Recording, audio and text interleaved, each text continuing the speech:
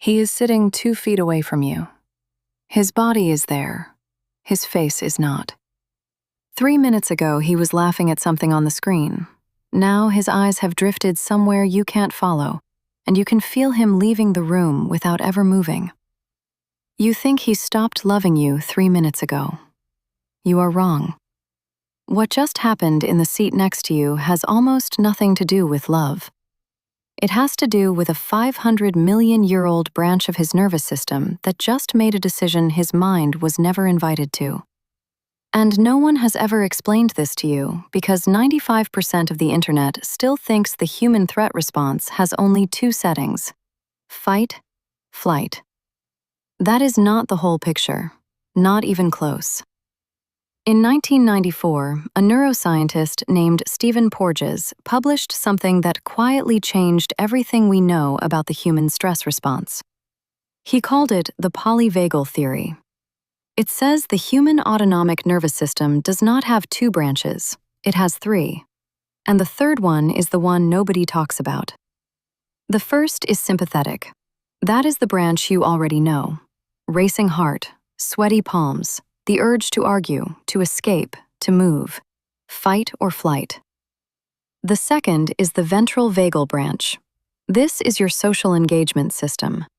When you feel safe with someone, when their voice is soft and their eyes are warm, this is the branch that lets you smile and open your chest and reach across the couch and touch their hand. And then there is the third one, the dorsal vagal branch. It is the oldest branch. It predates fish. It predates the spine. It is what a reptile does when a bird of prey circles overhead and every other option has been used up. It freezes. Not the frozen you're imagining, not the frozen where someone just stares. Something deeper. The dorsal vagal shutdown is a full-body drop into low-power mode. The heart rate slows. Digestion halts. The face goes flat because the tiny muscles that make micro-expressions are downregulated. Blood pressure falls. Breathing gets shallow and rises into the chest. The eyes lose their focal grip on the room and drift. Look familiar? This is what you were watching 3 minutes ago. His brainstem did not check with his cortex. His cortex did not know it was happening. He did not choose it.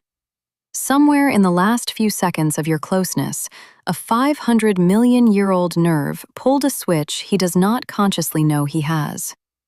Why? Here is where it gets strange. And here is where most content on this topic misses the entire point. In 1997, a therapist and researcher named Peter Levine wrote a book called Waking the Tiger. He had spent decades watching prey animals in the wild survive predator attacks. Gazelles, rabbits, impalas. He noticed something you were never taught. When a rabbit gets caught by a hawk and cannot escape, the rabbit does not fight harder. The rabbit goes still. Not passive, not giving up.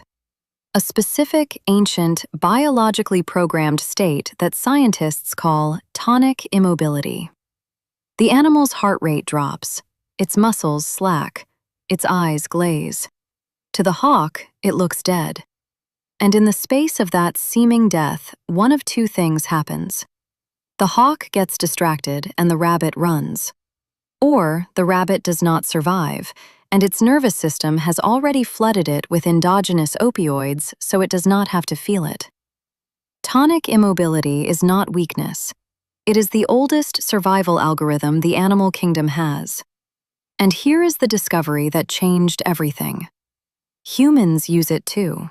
Not only under physical violence, not only under threat of death, also under emotional intensity that our system does not know how to metabolize, also under closeness. Read that again. His body did not go blank because you are threatening. It went blank because you are close. And somewhere in his history, maybe childhood, maybe an earlier relationship, maybe something he has never told you about, his nervous system learned that this much co-regulation, this much felt safety, this much you, exceeds its bandwidth. He was never taught how to stay online in the presence of this much love. Bessel van der Kolk, the psychiatrist who wrote The Body Keeps the Score, has documented this for 4 decades in trauma survivors. The reflex to shut down under emotional overload is not a character flaw. It is not immaturity. It is not him being cold. It is his brainstem doing what it was wired to do the first time closeness felt like too much to hold. You are not the hawk. You never were. You are the closeness his system does not know how to survive without shutting off. I want to tell you what this looks like in real time, because you have probably watched it 100 times and misread it every single time. The voice goes first.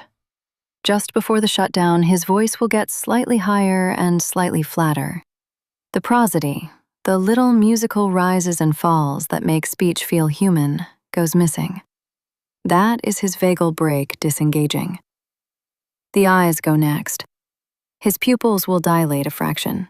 His gaze will lose its lock on your face and drift toward a wall, a screen, the middle distance. That is not disinterest.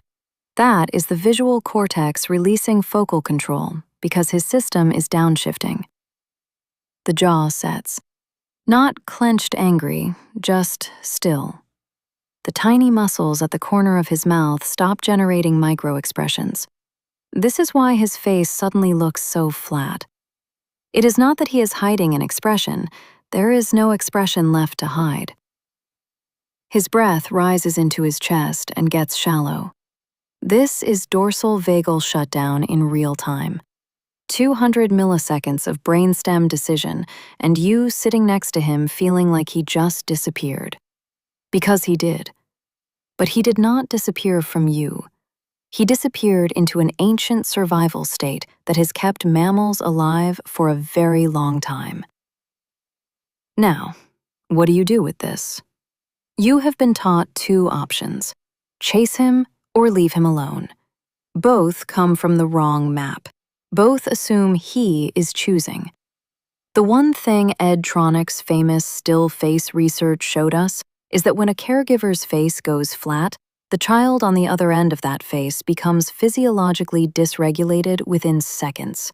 And the repair, the coming back online, has to be initiated by the person whose system is still capable of it. If his system is offline, yours is the one that has to stay soft. Not chasing, not fixing, not asking him what's wrong in a voice that has already tightened with fear. Soften your own body first. Slow your breath, drop your shoulders, uncross your arms. Speak more quietly, not more urgently. Because the branch of his nervous system that can come back online, the ventral vagal, the social engagement branch, only comes online in the presence of safety cues from someone else's face and voice. You're not being manipulated. You're being asked by an ancient part of him he does not consciously control if it is safe to come back. He does not need you to explain his behavior to him. He does not need a conversation about what just happened, not in that moment. Later, when his system is back online, you can name it. Now, all he needs is a nervous system that has not gone into fight or flight in response to his freeze. This is the loop that most couples never break. His shutdown triggers your panic. Your panic pushes his system deeper into shutdown. His deepening shutdown confirms your worst story about yourself. And so it goes. You cannot argue him out of dorsal vagal. You cannot outsmart it. You cannot text your way through it. It is older than language. But you can stop reading it as rejection.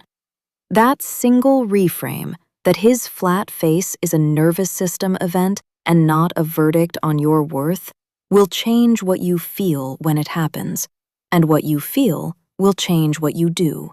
And what you do will change whether his system ever learns that closeness with you is survivable. He is still sitting 2 feet away from you. His face is still flat.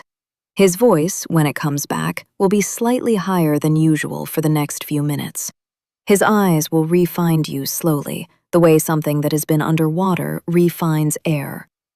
But now you know what you are looking at, And you are not looking at a man who stopped loving you.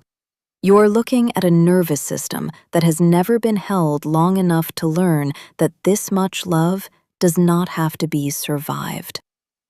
That is the thing no one told you. Now you know.